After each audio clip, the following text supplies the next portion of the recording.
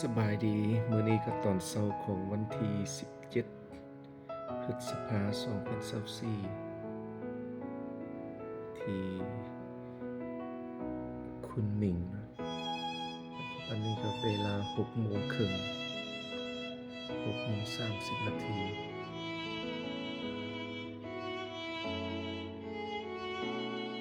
อันนี้มันแหล่งท่องเที่ยวหรือสถานที่ท่องเที่ยวอยู่คุณหมิง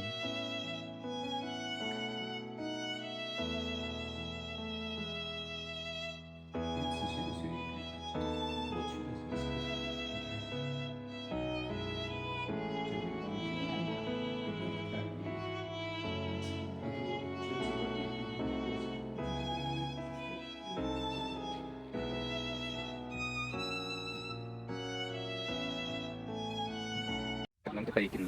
เฟอตอนเช้า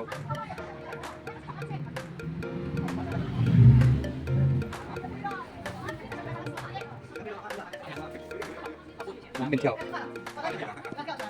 ตอนนี้ครับอันนึงตัวเดียว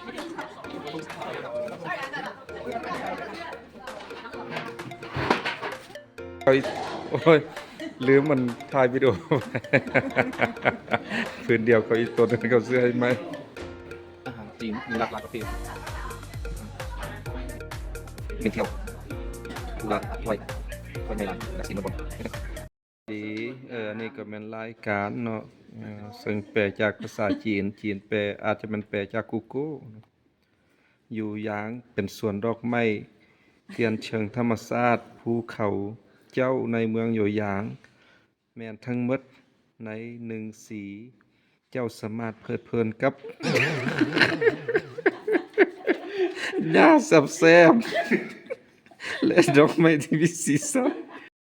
เอาต่อเนาะโยหยางเจ้าหน้าที่จะแจ้งและส่องแม่น้ำท่านสามารถจินตนาการได้หลายเท่าที่เจ้ามัก สร้างไปใส่เด้อพวกมันจะกลับคืนมาอย่างมีความสุขกำลังมาเที่ยวอยู่สวนดอกไม้สวนหญ้าอ่อนๆแซ่บๆ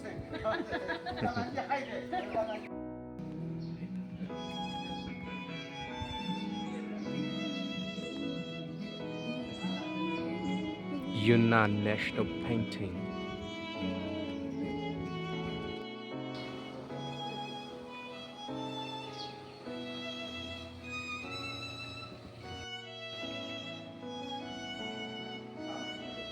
อันนี้คือสิมันศูนย์ห้องวัฒนธรรมใดหนึ่งนี่นะแปลบ่เป็นเด้อ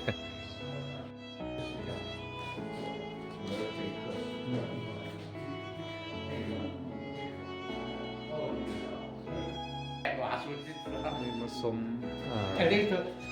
ห้องวัฒนธรรมจะนี่เป็นการภาพ Next time you go to Roadside. ภาพแต้มที่เป็นวัฒนธรรมของจีน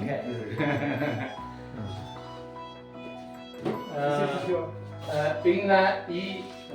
一的时候的一， อันนี้เป็น 冰呢打 สอเนาะเป็นสอ Very, very good. 冰呢好的的时候的， ภาพขวัญ 冰呢转转的时候的。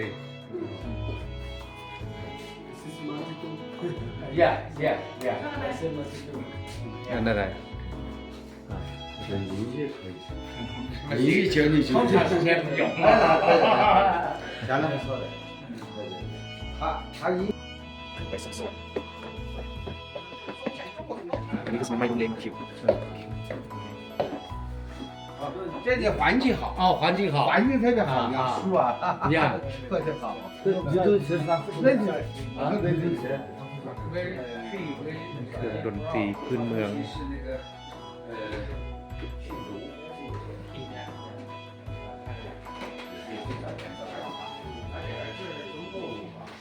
云南是一个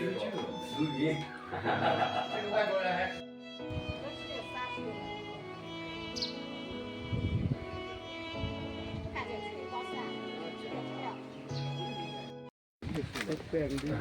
สิพาเขาไปเบิ่งอย่างอีก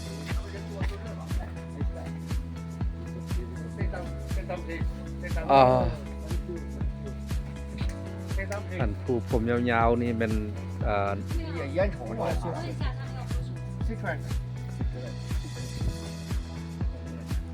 会外语真好啊。我这个宣传不漏是吧？我早就知道。 ผู้ผมยาวๆเมื่อกี้เพิ่นเป็นผู้รับผิดชอบเวียกในการแต้มบ่หรือว่าในการควัดในการปั้นเนาะนี่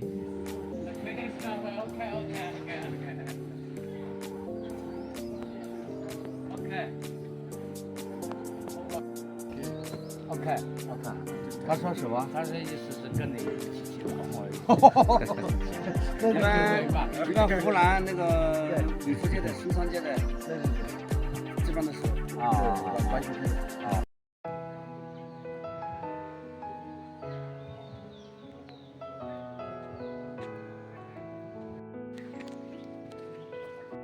คิดซื่อๆเด้ออันนี้นะจักแม่นบ่แม่นบ่ฮู้คือสิแม่นครูบ่าวสาวว่าครูผัวเมียเอามาให้คำมั่นสัญญาว่าจะฮักกันแล้วก็พากันซื้อแต่ละอันเนาะมามัดใส่ต้นไม้มัดใส่น้ำกันตามคิดซื่อๆดอกเนี่ยจักแม่นบ่แม่นแต่ว่าเห็นแล้วนั้น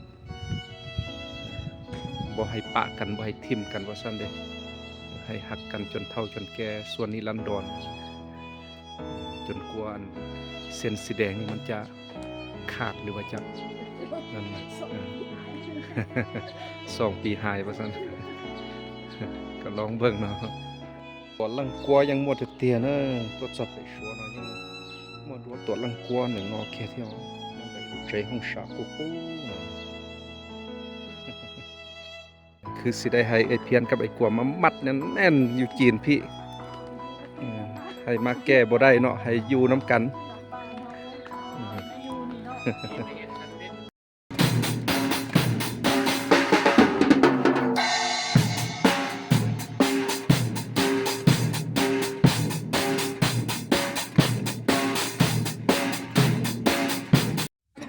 ข้าวสวย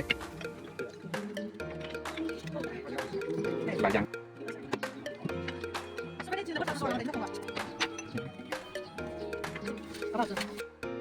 มาฮอดสนามบินคุนหมิง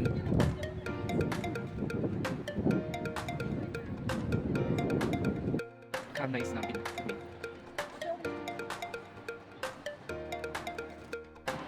ภายในสนามบินผู้โดยสารหลายเกินรู้สึกเป็นอะไรกันนี้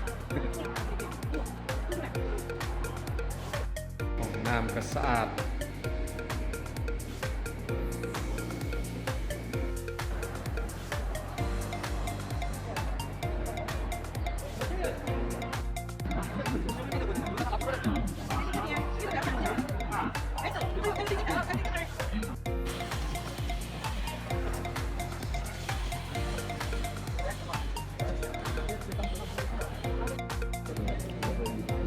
กำลังรอท่าสิขึ้นเครื่องบินไปเชียงจิง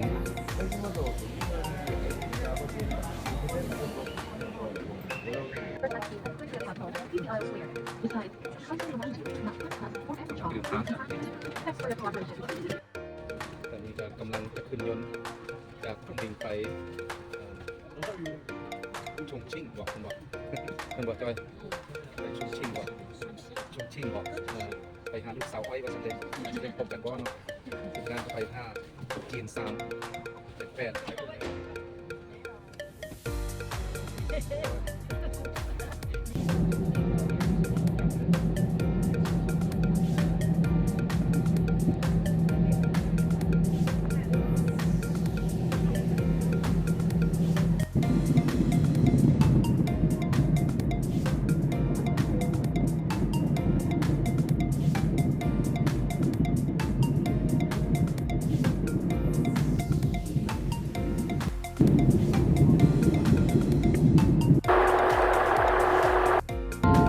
กำลังสิลงสู่สนามชง ชิ่งใช้เวลาเดินทางประมาณชั่วโมงกับ20นาทีเกือบชั่วโมงครึ่ง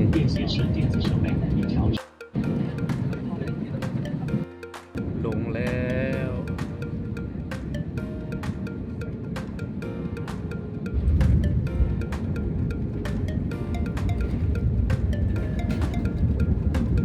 โยโยโยโยโยโย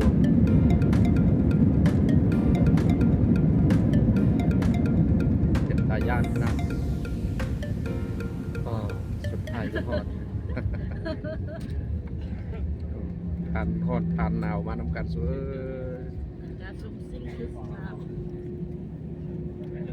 โอ้อันนี้มันสนามบินมันสั้นเนาะ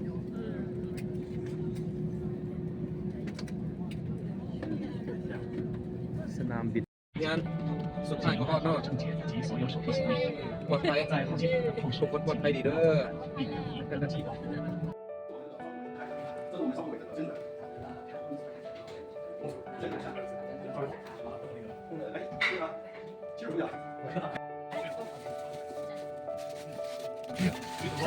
ตู้รถเมล์ขนาดน้อยฮับแขกของทานเจ้าเมืองโยหยางหรูหราขนาดเนาะเป็นรถของพักละมีฮอดบอนไซน้ำซาเนาะ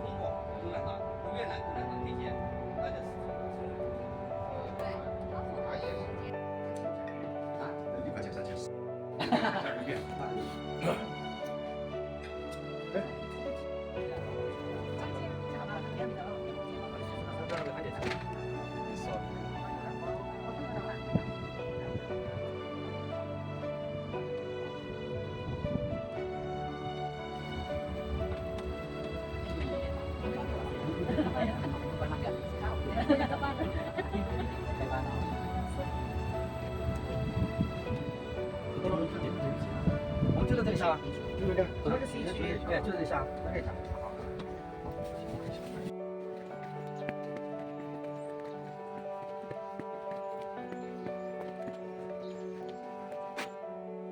นี่มันรีสอร์ทที่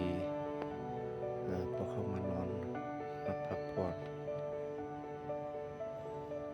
ถือว่าเป็นรีสอร์ทอยู่ถึงภู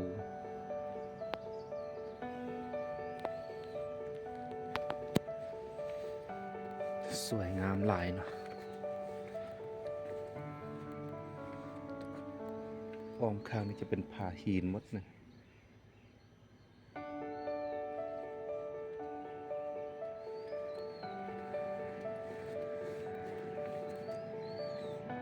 เป็นผาหิน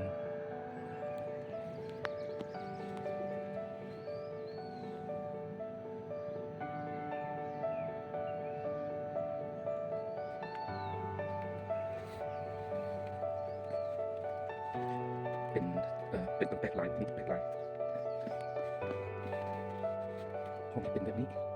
มีหลายแบบแตกต่างกัน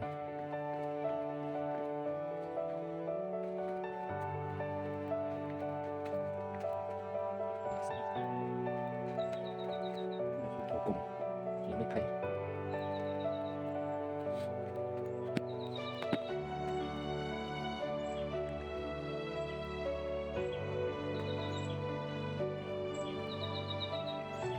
ดำดีไร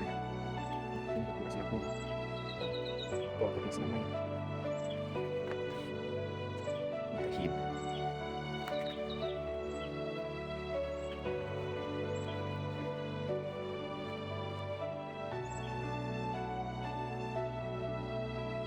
มีหลายรูปทรงหลายรูปแบบต่างกัน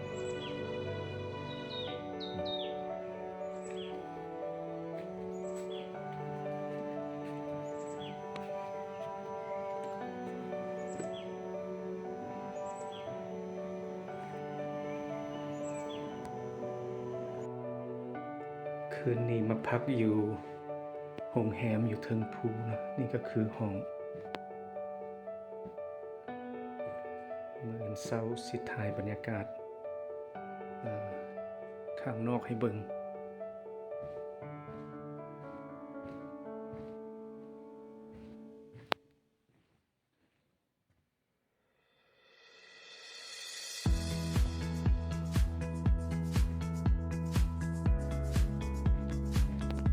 ณะก็จะคือรีสอร์ทเนาะคือเป็นรีสอร์ทหรือเป็นบังกะโลเป็นตึกเป็นห้องอยู่เทิงภู